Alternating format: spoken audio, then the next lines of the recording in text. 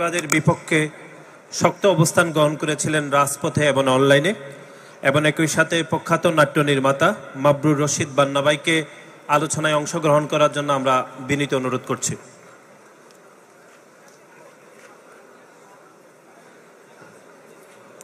আসসালামু আলাইকুম।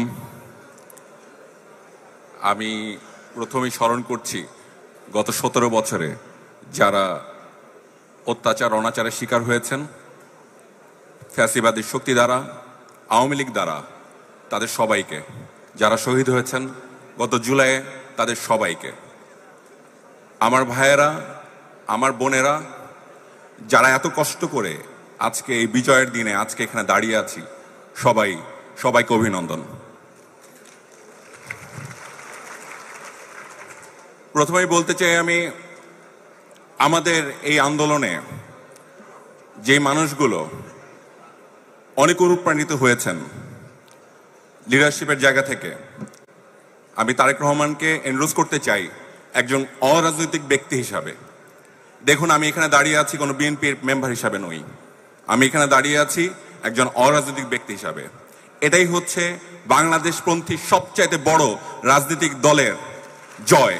আমি এখানে দাঁড়িয়ে আছি একটা প্রমাণ হিসাবে। বিএনপি একটা ইনক্লুসিভ দল। এই যে বিএনপি একটা ইনক্লুসিভ দল, এটার প্রমাণ কি? এটার প্রমাণ হচ্ছে এটার যে পলিসি মেকিং এর প্রত্যেকটা স্তরে, আমি ব্যক্তিগতভাবে আপনাদেরকে সাক্ষী দিয়ে বলছি, প্রত্যেকটা স্তরে বিএনপি 24/7 কাজ করছে। প্রথমে শুরু করি শিক্ষা দিয়ে। শিক্ষায়, কৃষিতে, কর্মসংস্থানের প্রত্যেকটা সেক্টরে যত জায়গায় দরকার, যত জায়গায় প্রয়োজন, বিশ্বাস করেন বিএনপির একটা বিশাল, এবং বিএনপির বাইরে সবচেয়ে জরুরি যেটা, বিএনপির বাইরে একটা বিশাল দল কাজ করছে, বিশাল দল। আমি ব্যক্তিগতভাবে এক্সপিরিয়েন্স করেছি, ব্যক্তিগতভাবে পৃথিবীর বিভিন্ন নামি দামি ইউনিভার্সিটির স্কলাররা যারা, তারা বিএনপির পলিসি মেকিংয়ে কাজ করছেন, দারুণভাবে কাজ করছেন। এবং বিএনপি যে কর্মপরিকল্পনার জায়গা থেকে এগিয়ে আসছে, বিএনপি যখন ইনশাল্লাহ জনগণের ভোটে যদি ক্ষমতায় আসে, আপনারা দেখতে পাবেন বিএনপি এলোমেলো থাকবে না, বিএনপি অনেক গোছানো দল থাকবে। আমি আবারও আমাকে এনরোজ করছি ওইভাবেই, আমি একজন অরাজনৈতিক ব্যক্তি, কিন্তু আমি সাক্ষী হচ্ছি অনেক কিছুর, ইতিহাসের সাক্ষী হচ্ছি। আমাদের আসলে কি প্রয়োজন? আমাদের প্রয়োজন, আমি একজন কালচারাল মানুষ, আপনারা আমাকে চেনেন। তার বাইরে আমি একজন ফ্রিল্যান্সারও বটে। আমি 17 বছর ফ্রিল্যান্সিং করে বেঁচেছিলাম। কাজ তো ফ্রিল্যান্সিংই করেছি, কারো চাকরি করিনি। এটা অনেক বড় ব্যাপার। বাংলাদেশের শত শত লক্ষ লক্ষ কোটি কোটি যুবক আছে যারা সারা বাংলাদেশে, সারা পৃথিবীর মার্কেট প্লেস আমাদের, সারা পৃথিবীর মার্কেট প্লেস আমাদের।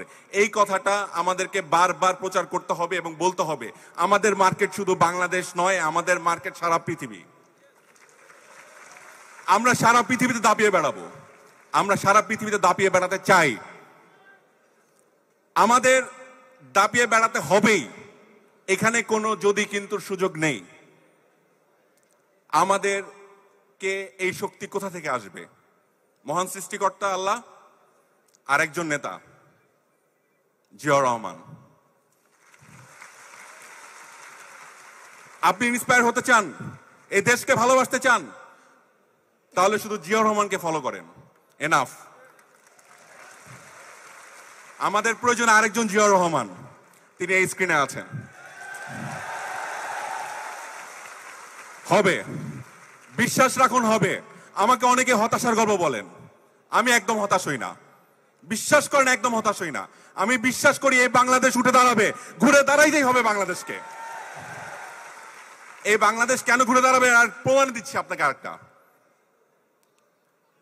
একটা কথা আছে, যুদ্ধের সময় বুড়োরা কথা বলে, বা যাদের বয়স বেশি তারা কথা বলে, আর ইয়াংরা যারা যুবক তারা মরে।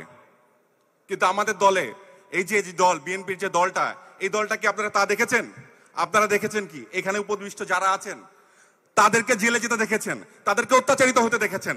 আমাদের যারা বয়োজ্যেষ্ঠ তারা সবচেয়ে বেশি ইয়াং, তারাই সবচেয়ে বড় যুবক। আমাদের এই বিএনপির সবচেয়ে ভালো বিষয় হচ্ছে এই বিএনপির প্রত্যেকটা শ্রেণীর প্রত্যেকে সবাই ভিতর থেকে যুবক। এখন আমি যেটা বলতে চাই, আমি আমার কালচারাল ফিল্ডের একটু কথা বলতে চাই। নতুন করির কথা মনে আছে আপনাদের? নতুন করির কথা শহীদ রাষ্ট্রপতি জিয়াউর রহমান তৈরি করেছিলেন, সেটি বন্ধ হয়ে গেছে। আমরা চাই এরকম প্রতিভা অন্বেষণের প্রক্রিয়া আবার শুরু হোক। জাতীয় বিতর্কের প্রতিযোগিতা বন্ধ হয়ে গেছে, এটা এক ধরনের দলীয়করণ হয়ে গিয়েছে, সেখান থেকে আমরা বের হয়ে আসতে চাই। আমরা এরকম অনেকগুলো সেক্টর আছে, সেখান থেকে আমরা বের হয়ে আসতে চাই যেগুলো দলীয়করণ হয়ে গেছে। আমাদের এই সুযোগ আমরা যেন হাতছাড়া না করি। বারবার সুযোগ আসে না দেশ গঠনের। জুলাই আগস্টের আমার ভাইয়েরা যারা রক্ত দিয়েছেন তাদের জন্য, তাদেরকে স্মরণ করে আমি একটা কথা বলতে চাই খুব স্পষ্ট করে। যারা অত্যাচারিত হয়েছেন সেই মানুষগুলোর কথা আমি স্মরণ করে আমি বলতে চাই, গত 17 বছরে যারা ফাইট করেছেন সামনে থেকে, আপনারাই ছিলেন তারা। আপনাদেরকে ট্রিবিউট করে একটা কথা বলতে চাই। দেখুন, এই যে স্ক্রিনে যে মানুষটি, জনাব তারেক রহমান, তার ভাই আজকে জনাব আরাফাত রহমান কুকুর জন্মদিন। আল্লাহ তাকে বেহেশতে নসিব করুক, তাকে ভালো রাখুক।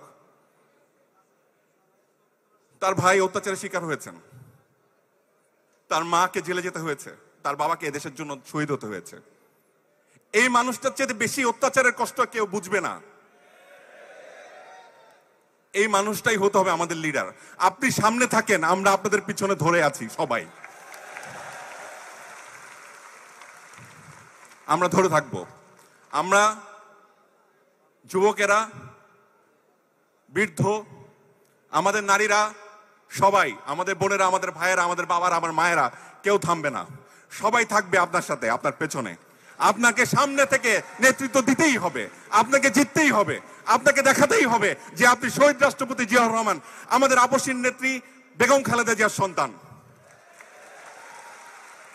আমি একটু আশার কথা দিয়ে শেষ করে দিচ্ছি। শেষ কথা, সরি, আমার অনেক কথা বলছি আমি, আপনারা শুনছেন।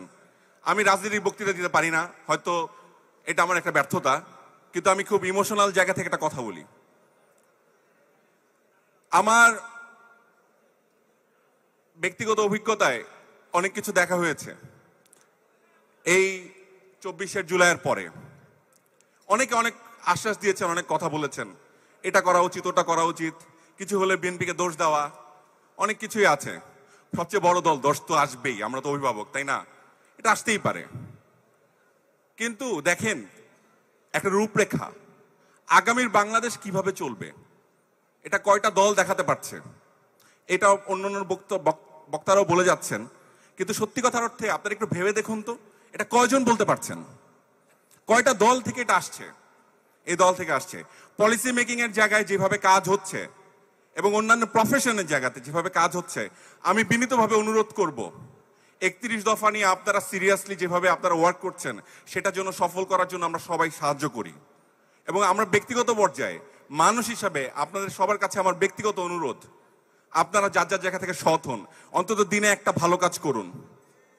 একটা ভালো কাজ করুন দিনে, যথেষ্ট। আপনার দলের কথা, আপনার সবার কথা চারিদিকে ছড়িয়ে যাবে। সবাইকে অসংখ্য ধন্যবাদ। আমি শেষ করব, আমাকে এই মঞ্চে কথা বলার সুযোগ দেওয়ার জন্য অবশ্যই ধন্যবাদ জনাব তারেক রহমানকে এবং অন্যান্য দলের নেতৃবৃন্দ যারা আছে তাদের সবাইকে। আপনারা সবাই ভালো থাকবেন, দোয়া করবেন, আমরা বিজয়ী হব, বাংলাদেশ জিতবে, বাংলাদেশ জিন্দাবাদ।